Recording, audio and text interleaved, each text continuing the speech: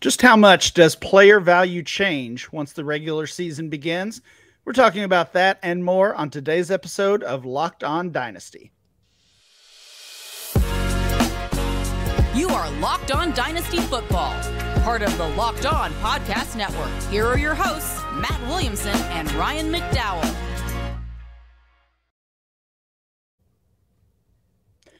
Welcome back to the Locked On Dynasty Football Podcast, part of the Locked On Podcast Network, your team every day. Thanks for making Locked On Dynasty your first listen every day. I'm your host, Ryan McDowell. You can follow me on Twitter at RyanMC23. Joining me, as always, is former NFL scout Matt Williamson. Follow Matt on Twitter at WilliamsonNFL. And Matt, we've got another awesome guest today, one of my favorites in this space. We've got Heath Cummings from CBS Sports. You can follow Heath on Twitter at Heath Cummings Sr. Heath Cummings SR. Heath, how's it going, man? It is going fantastic. It's been a great day. It's that time of year where we start to get excited about football. We get to make all of the predictions, but we don't know that any of them are wrong yet. So this is really the most wonderful time of the year. Oh, it really is. Drafts are kicking in. I know you were telling us about a draft that you did earlier today. I know you, at least I think you had a good experience with the Scott Fish Bowl. This year. Is your draft still going, by the way? No.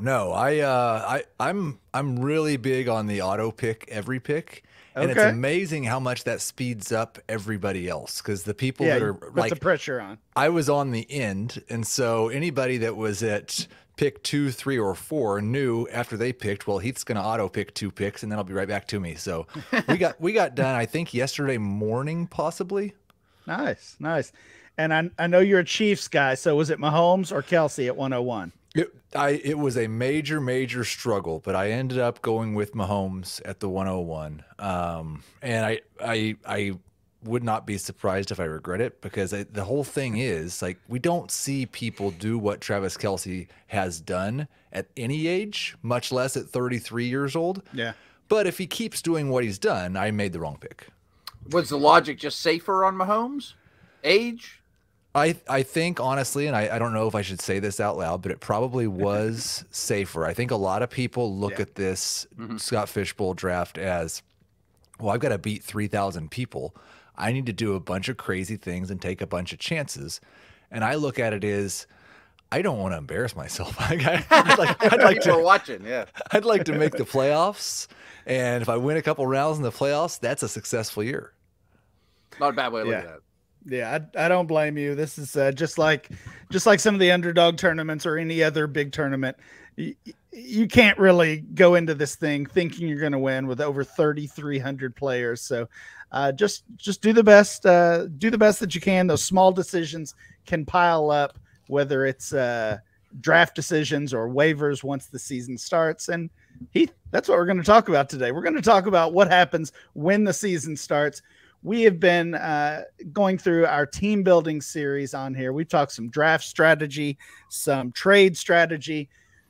We're now what, 6-7 weeks or so from the NFL week 1 actually kicking off. I can't wait. I know you guys can't wait either. But you know, a weird thing happens in dynasty leagues, Heath. Once the season begins, and player value automatically changes. These players that we've been chasing all offseason, usually young players, rookies, second-year guys we think are going to break out.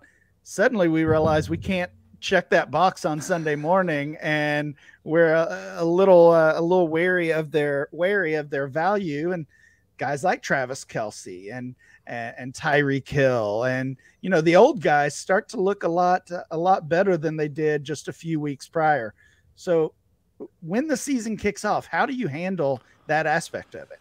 I think it changes so much, and I talk about this a lot in the off season as well. I put together a top 150 and trade chart, and I always try to tell people, like, it's impossible to do this for all of the teams in your league, because the motivations are not the same for all 12 or 14 or 6, however many teams are in your league.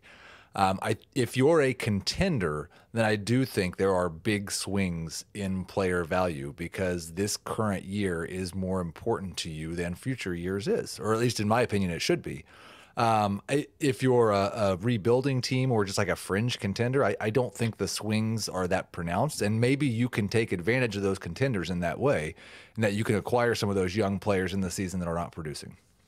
Heath, one of the biggest mistakes I make year after year, and I've been doing this a long time, is, up until the week one, I'm team building, acquiring picks. This is smart, getting young. And then you forget, all of a sudden, this turns into a redraft league, and I have to check 10 boxes on Sunday morning, and I only got 8 guys that are starter worthy. Yeah, I think that's maybe a mistake. I don't know, though. Like, there is where that line hits is kind of hard to figure, and it kind of depends on your league and how active people are, because I think you're right in the way you're handling the offseason. Mm-hmm. I don't think, and I think John Bosch does a good job of talking about this, like, you don't need to start anybody in July. You don't need to have a starting lineup. And so I think that's the right approach to team building in the offseason. It's a mistake if you're a contender and you get to week one and your team's still in that condition. But the harder thing is, I think people have come around on the idea that selling players when you're going into that rebuild mode in the offseason is not usually as profitable. And so it's become harder than it used to be to buy players and starters in July and August, which is when I'd like to do it, really. Yeah, and that's one thing that we've preached on here really for years is if you have that aging player, you're not a contender, you're rebuilding, you've got the productive struggle going on, whatever it might be, wait until the regular season begins. When those players are scoring points, you will see their value in almost every case increase, and certainly what you can get for those players in trade will increase as well. So you hit on something that I think is really wise advice. If you've got that strategy, whatever your strategy might be throughout the offseason, you're trying to build that team. If you're just throwing that away once the season begins and treating your team like a redraft team, you're just you're just treading water here, right? Like, you're really not accomplishing anything. And I don't know, it just doesn't seem like the right way to play. You really need to stick with whatever that strategy is. Yeah, I think it totally depends on what stage you're at.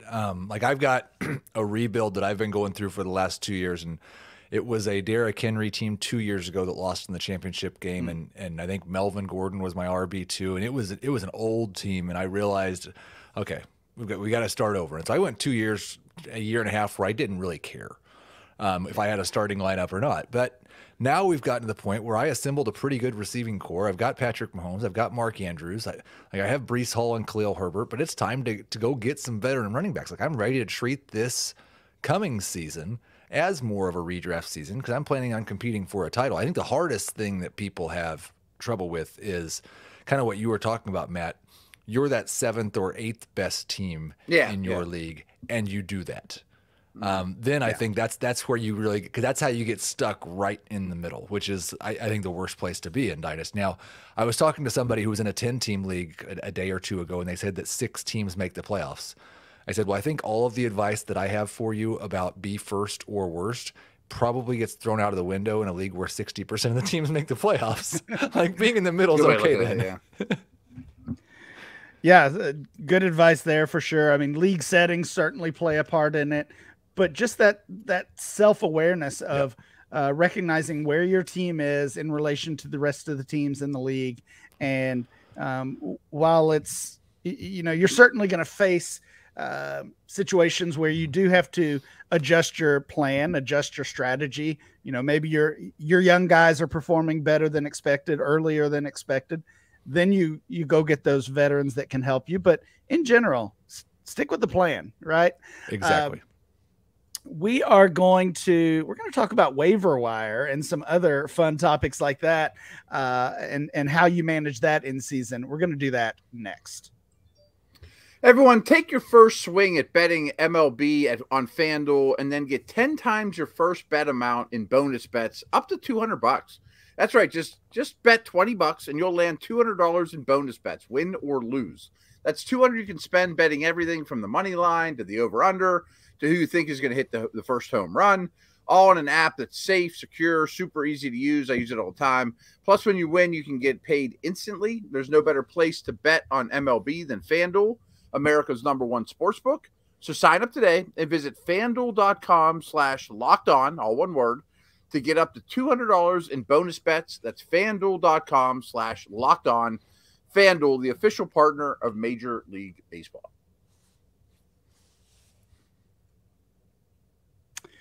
All right, we are back. We are being joined by Heath Cummings today from CBS Sports. Heath does a great job over there at CBS, especially on their podcast. I got to join Heath recently.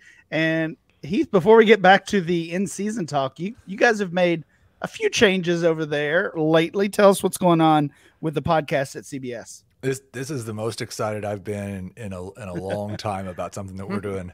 It's Fantasy Football Today Dynasty. We have launched a new podcast. I am hosting. Dave Richards been on there with me. Dan Schneider's been on there with me. We've had several guests already. It was in the regular Fantasy Football Today feed. You were there, Ryan. John Bosch was on. Several others. Today we launched it in its own feed with Graham Barfield of Fantasy Points. Nice. Talking advanced running back stats. We're right now once a week. We're recording on Tuesdays at 11 a.m. Eastern. You can find it anywhere you find podcasts, and I would love it if you guys would check it out. Very nice. Yeah, I'm excited about that one for sure. I know, Heath, you've kind of been the Dynasty rep at CBS, and you snuck as much Dynasty talk as possible into those FF Today shows. But now they've just maybe it's a sign. Maybe they kind of wanted to get you out of their hair and just go put you in the Dynasty corner, whatever it may be. It's good news for us Dynasty players because we get more Dynasty content. More Dynasty talk, and sounds like you kicked off with a great guest. We had Scott Barrett on yesterday's show, it just so happens, also from Fantasy Points. So I know they're excited about what they have going on over there as well. Heath, let's get back to the Dynasty talk. In season, we've talked about how that player value can change and really how we should be reacting to that. Let's talk about everybody's favorite topic when it comes to fantasy or Dynasty leagues, the waiver wire.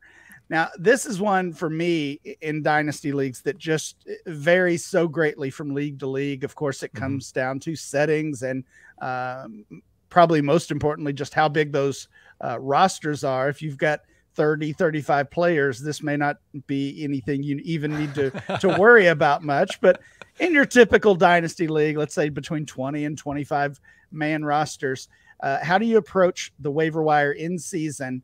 And is that a big part of your strategy or your game in general? Yeah, it is. And again, I think like you were talking about all the different ways it varies. I hate to keep coming back to the same thing, but it definitely varies depending on where I'm at in the process as well. But like the thing that I'm looking for is whatever changed to cause this person to become relevant last week or right now this week.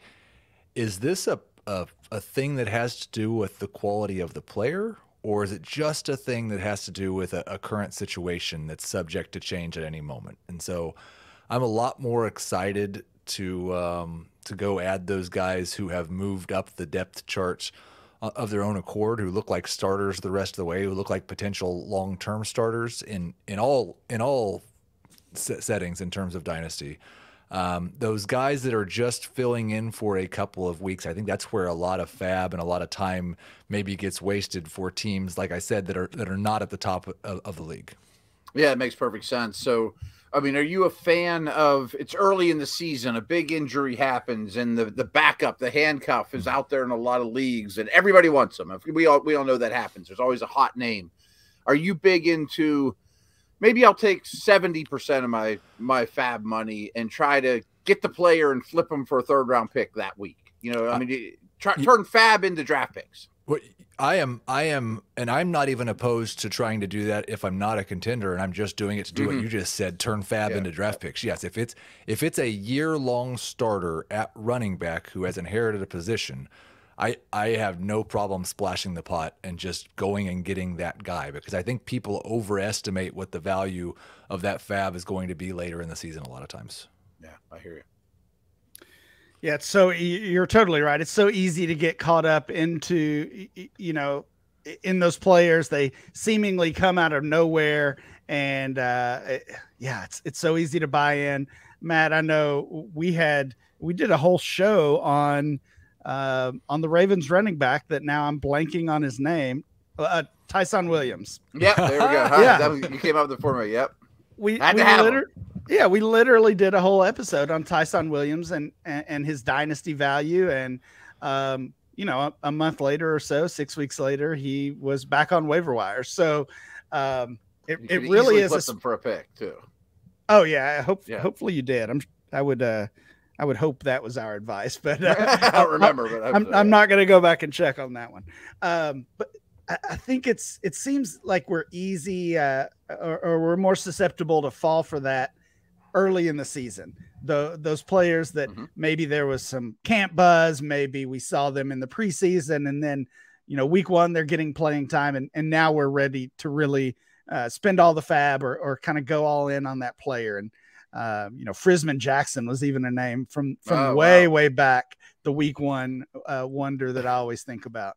I was with the Browns with Frisman, and now he's the Steelers receiver coach. I know him from that way. So that's a crazy name you brought him. I'll see him next week in Latrobe. Yeah. Nice. I did not know that. I didn't know he was still around. Frisman Jackson. There you go.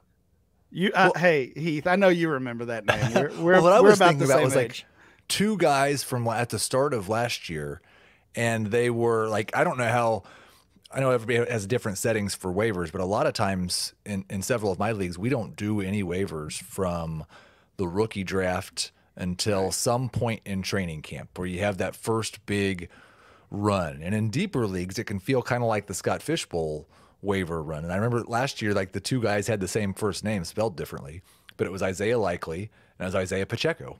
Like those were the two big people and I ended up landing both of them. And one of them worked out really well. And one of them was like, yeah, he's okay for a couple of weeks.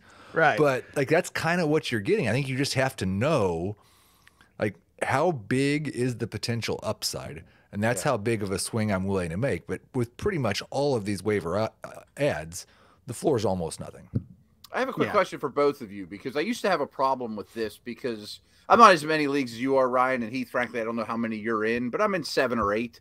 Right. But this, NFL season's pretty busy for me. And I used to kind of do waivers whenever. And sometimes I would forget them, or be like, Matt, what are you doing? So I almost set aside like a 45-minute period every week to at least go to every website I have a team and put in a claim, maybe do, update my trade bait, at least do it at the same time every week.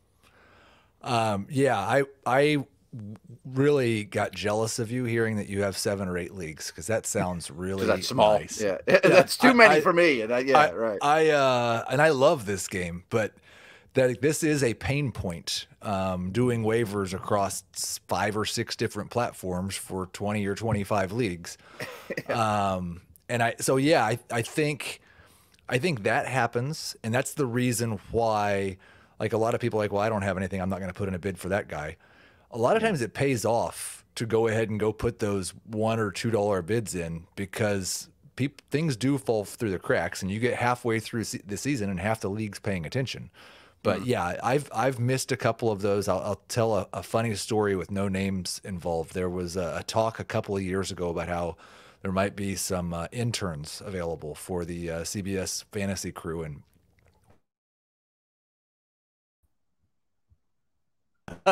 that was shot down. That didn't go over.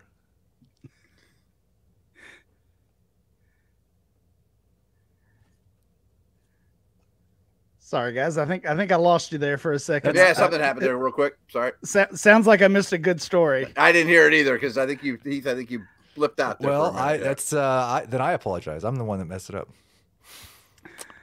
Well, listen, all I heard was interns, and if you got interns to run your waiver wire, I'm certainly jealous. Unfortunately, it did not happen. Okay. No. Shot down. Well, that would have been nice. We are going to wrap up our in-season Dynasty Grind conversation right after this. Thanks for making Locked On Dynasty your first listen every day, everydayers. Check out tomorrow's show. Kate and Marcus will be back with another great topic to wrap up the week. We are being joined by Heath Cummings today from CBS Sports. Follow Heath on Twitter at Heath Cummings Sr. Heath, you've got that team. Let's really fast forward here to the middle part of the regular season or so. You've got that team, and you're in that spot that you described earlier that you don't want to be. You're in the middle. Let's say, if the season ended today type situation, you might be the 5th seed or the 6th seed in your league. What are you doing at that point? I know it can be team specific, but in general, what are you doing to evaluate your place in the league? Right. And then which way do you typically find yourself going? Are you kind of going all in and getting some veterans, or selling and hopefully moving down those ranks? Yeah, I think one of the best things about redraft is that idea that you can be 3-5 at some point, and you can go fight for the 6th seed and then win a couple games you shouldn't and win the championship. It's the worst thing if you're the 1 seed, but it's one of the best. That's what keeps everybody involved. If I get that feeling in Dynasty, or even if I'm at 5 or 6 seed and I'm thinking, can I hold on to this last spot? I want out. I would like to have a vision that I could somehow get a bye. If I could somehow get to that 2 seed, then I feel like I want to stay in the chase. Otherwise, I would like to get rid of my veterans. Okay. So, like, if you can write a story that's believable that I could get to 2, right, I'm in. I'm pushing my chips in. And sometimes, like, you may realize you can't do that, but you're already pretty much locked into the 3 or 4. Well, you might as well try to win it anyway. But if I'm in that precarious, like, 5-6 range, I know a lot of people want to hang on and say, chips in a chair, you got a chance. I love that in redraft. I don't so much in Dynasty.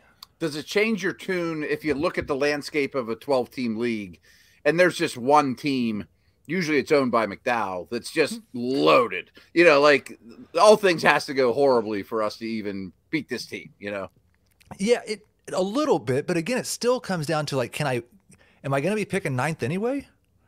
Like, right. So, then I don't really want to. I don't want, like, I would, if I'm in that situation, I might rather try to see if I can trade that first and go get something that gets me a chance at the bye. But I don't think I want to sell if I know I'm not going to get a good pick anyway, and I might as well just take my chance. I hear you. Yeah, I think that makes a lot of sense. Really, really good information today from Heath Cummings.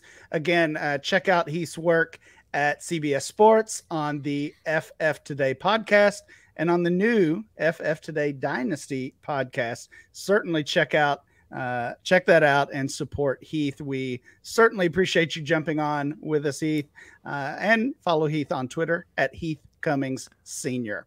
That is going to do it for today's show. Please make sure you download and subscribe or follow for free on YouTube or wherever you get your podcast. Remember to follow the show at Locked On Dynasty. Follow Matt at Williamson NFL, and I'm Ryan, MC23. We'll be back next time with more Locked On Dynasty.